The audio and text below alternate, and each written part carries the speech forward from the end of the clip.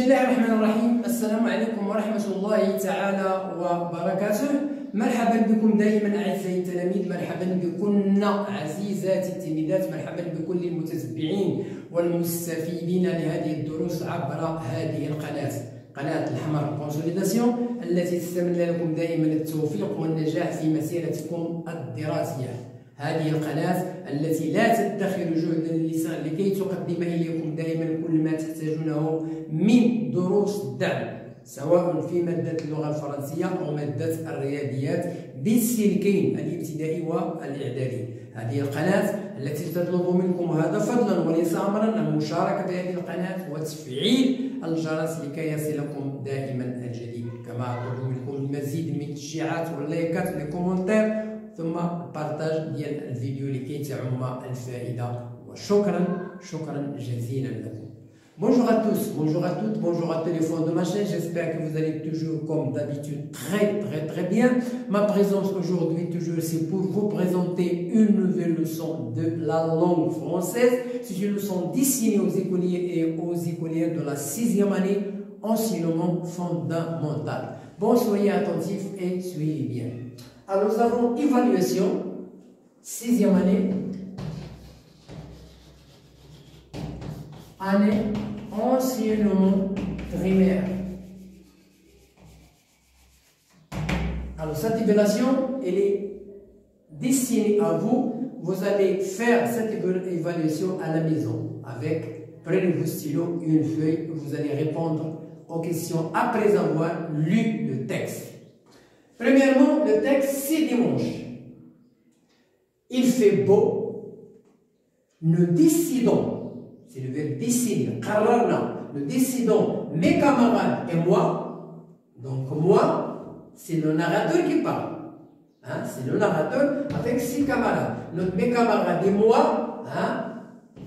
de passer la journée à la forêt.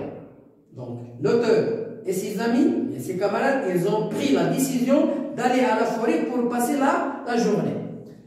Où se trouve la forêt? À 5 km de la ville, les environs.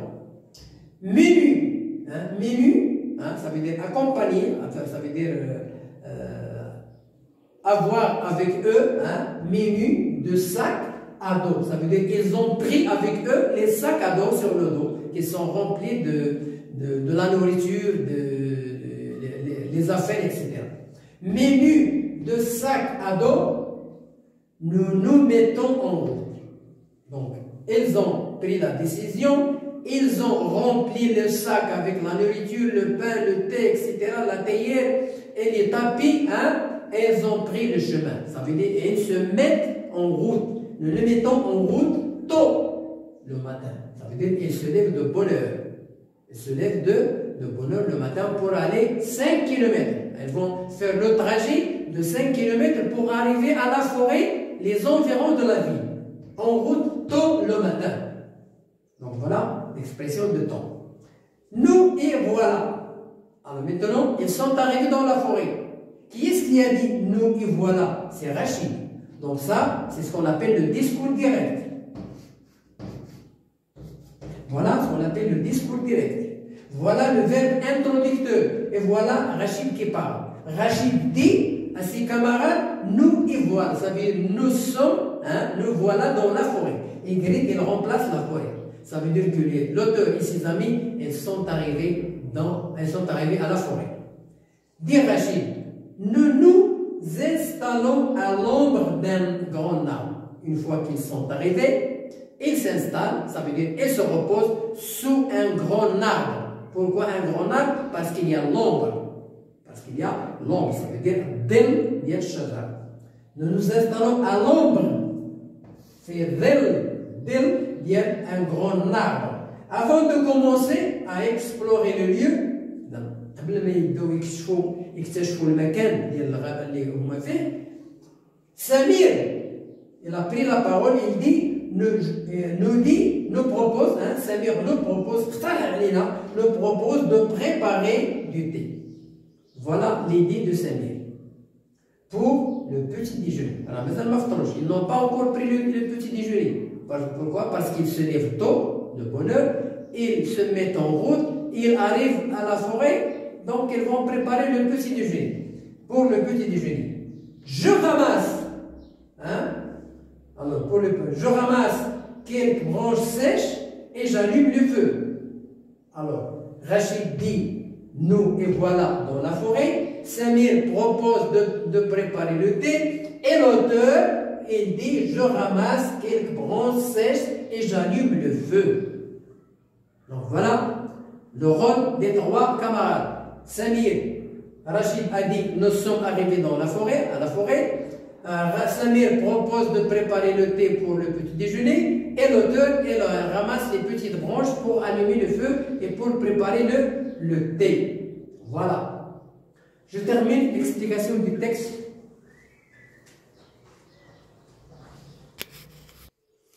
Bien, je termine l'explication du texte. Soudain, ça veut dire tout à coup. Soudain, un homme en uniforme. Ça veut dire un uniforme. Ça veut dire un complet. L'uniforme, un costume, ce qu'on appelle un costume qui a la même uniforme. Ça veut dire le pantalon et la chemise sont les mêmes. L'agent de police, les gendarmes, les agents les moukhazni, ils mettent des uniformes. Ils mettent des uniformes. Donc voilà, arriver en uniforme, c'est le garde forestier. Une fois que l'auteur commence à allumer le feu dans la forêt, tout à coup, il arrive. Qui est-ce? C'est le garde forestier, avec un uniforme. واحد اللباس متشابه بحال السروال بحال القميصة. Vous n'avez pas lu le panneau à l'entrée de la forêt? Vous n'avez pas lu, regardez, vous n'avez pas lu le panneau à l'entrée de la forêt? C'est une phrase interrogative. Elle est posée aux élèves, à l'auteur et ses camarades. Il est interdit d'allumer le feu ici. Il est interdit d'allumer le feu ici. Donc c'est une phrase, si vous voulez, c'est un discours direct qui est prononcé vers les camarades. Il est prononcé pour l'auteur et ses camarades.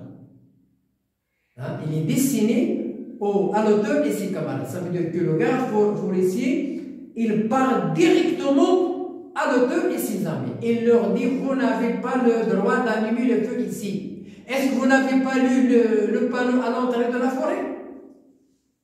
Voilà. Nous, dit-il, d'un ton menaçant. Nous, dit-il. Qui est-ce qui dit ça? C'est le garde forestier. À qui? À nous. Qui est-ce nous? L'auteur et ses camarades. Avec un ton menaçant. Ça veut dire un ton très sévère. Un son très sévère. اللهجة ديال التهديد. اللهجة ديال التهديد. Un ton menaçant. Nous éteignons le feu immédiatement. Alors, une fois que le garde forestier parle à ces enfants-là avec un ton menaçant, les enfants, les camarades ne répondent plus, ils ne répondent pas, ils éteignent le feu immédiatement. Nous éteignons le feu immédiatement, nous nous excusons en plus. Ils demandent l'excuse au garde forestier. Pardon, monsieur le garde forestier, on n'a pas bien vu, on n'a pas lu le panneau, etc. Donc ils demandent l'excuse. Nous nous excusons auprès de monsieur le garde forestier. C'est vrai, vous avez raison, monsieur, c'est vrai, il ne faut pas allumer le feu dans la forêt. Parce que ça sera la cause d'un incendie, d'une catastrophe. Voilà. Compréhension des textes. Vous allez lire le texte. Vous allez lire le texte, bien, vous allez répondre aux questions. Donne un titre à ce texte. Voilà la première question. De quel type ce texte? Est-ce que c'est un texte narratif? Est-ce que c'est un texte informatif? Est-ce que c'est un texte descriptif? Donc, quel est le genre de ce texte? Regardez. Qui est-ce qui parle dans la première phrase, ou bien la deuxième phrase? Quels sont les personnages du texte? Écris la bonne réponse. Samir allume le feu, l'auteur allume le feu, Rachid allume le feu. Mets une croix devant la phrase juste. À ton avis, qui est-ce qui est écrit sur le panneau à l'entrée de la forêt? Le panneau à l'entrée de la forêt, il y a une phrase qui est écrite sur le panneau. Quelle est la phrase qui est écrite sur le panneau? on ne doit pas allumer le feu à la forêt. Pourquoi le garde forestier, il demande à ces élèves-là d'éteindre le feu et de ne pas allumer le feu dans la forêt? Pourquoi il est interdit d'allumer le feu dans la forêt? Donc, ça peut provoquer une catastrophe. Activité réflexive sur la langue. Premièrement, grand A, lexique. Relève du texte l'antonyme du mot souligné. Nous allumons le feu. Nous allumons le feu. Dans le texte, il y a le contraire de allumons. Lequel? Recopie, puis entoure le préfixe dans les mots suivants. Voilà les mots. Désinstaller, remettre. Quel est le préfixe? Quel est le préfixe? Vous allez souligner le préfixe dans ces mots-là. Je passe à notre tableau.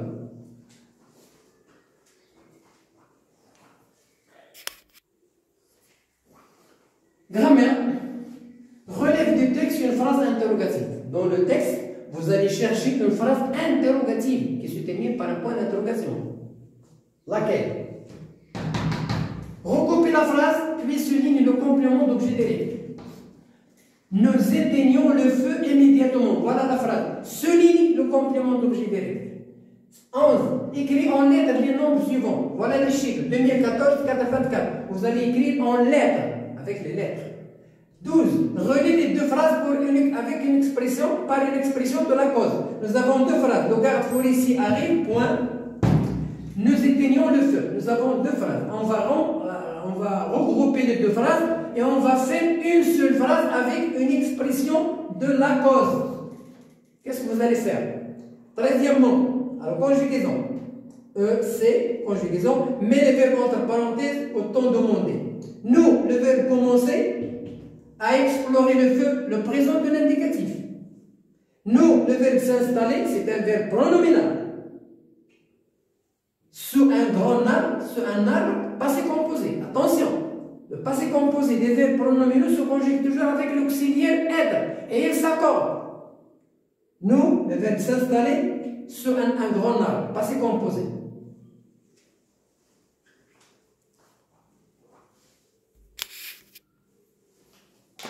Bien. Alors là, dans la troisième phrase, le verbe faire. Le verbe faire, beau, futur. Le verbe être, impératif présent. L'impératif présent. Écris le verbe entre parenthèses au temps convenable. Attention à ce mot-là, convenable. Al-munasi. Il n'y a pas ni le présent, ni le futur, ni le passé composé. Le temps convenable. Alors ici, nous avons la phrase, elle commence par si. Et nous avons une règle qui dit que si la phrase commence par si, plus le verbe à l'imparfait, qu'est-ce qu'on trouve? Si plus l'imparfait, qu'est-ce qu'on trouve? On trouve le conditionnel présent. Ça veut dire la base du futur et les terminaisons de l'imparfait. Si plus présent de le futur. Donc voilà, c'est les deux règles qu'il faut retenir dans la mémoire. Si plus le présent donne le deuxième verbe au futur. Si plus l'imparfait donne le deuxième verbe au conditionnel présent. Le radical du futur plus les terminaisons de l'imparfait. Orthographe. Mets la phrase suivante au pluriel. Le chacal est un animal sauvage. Voilà le pluriel, voilà le pluriel, voilà le pluriel, voilà le pluriel, voilà le pluriel, voilà le pluriel. Toute la phrase. Les mots s'accordent. Complète par près, ça veut dire à côté, et près, c'est un adjectif. L'enfant s'installe près du lac. Quel est le mot qu'on va écrire? Le premier ou bien le deuxième? Regrouper et souligner le mot invariable dans la phrase. Il fait très beau. Quel est le mot invariable dans cette phrase-là? Expression écrite. Recopie le paragraphe et complète-le par les mots suivants. Un sac citoyen, les déchets soir. Rachid est un bon. Après son pique-nique avec ses camarades. Il a pris en plastique, puis il a ramassé tout qui traîne sur le feu. Voilà une évaluation. À vous de répondre à cette évaluation sur des feuilles. Demain, je vais vous présenter la correction et vous allez corriger vous-même les fautes que vous avez commises. Bonne chance, bonne réussite et à la prochaine vidéo.